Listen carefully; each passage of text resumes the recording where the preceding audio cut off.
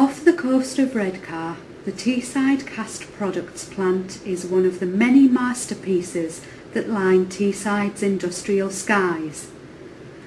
But moves by a foreign consortium to pull out of a deal to keep the heart of the region's steel industry beating until 2014 could change the industrial and economic landscape forever.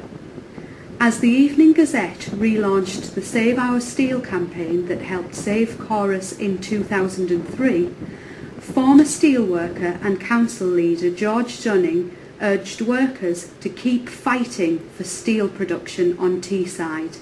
People will fight this, and we'll come out of this recession, we'll come out of the bottom of this recession, and there will be a demand for steel once again, and the consortium are making a big mistake by terminating this contract.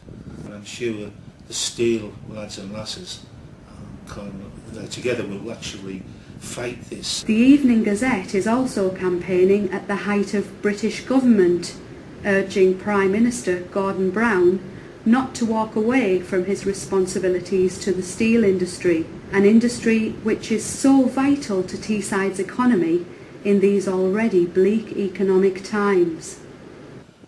For every steelworker's job, every manufacturing job, there's at least two that supply a service or some sort of support, either via contractors or via service industry to the steel industry. And then there's the money that goes into the local economy, into the shops in the local area. We can't afford any more shop closures, any more business closures, but a steel job reduction of the magnitude we just heard of, if that does come about, will have a devastating effect on the local economy. Teesside's steelworkers have fond memories of their time in the industry, which has shaped so much of their lives. Well, I left school in 1964 and I started in the steel industry. I started in Ayton Sheetworks, which is next to Britannia Steelworks in Middlesbrough. That's when you could just walk across the road into the steel industry and walk back home again. Cllr Fleet was like a family affair there. My father got me into Cllr Fleet, and that was like a little family affair there. You went there. I went there on a Thursday and asked if there was any jobs, and the manager turned around and said, "Oh, well, you were Lenny Dunning's son. My father was a stock taker there." And I said, "Yes." He said, "Well, when do you want to start?"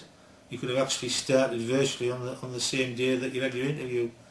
I did actually enjoy working in the steel industry because you meet a lot of friends in the steel industry, and you get a lot of comrades that you work with.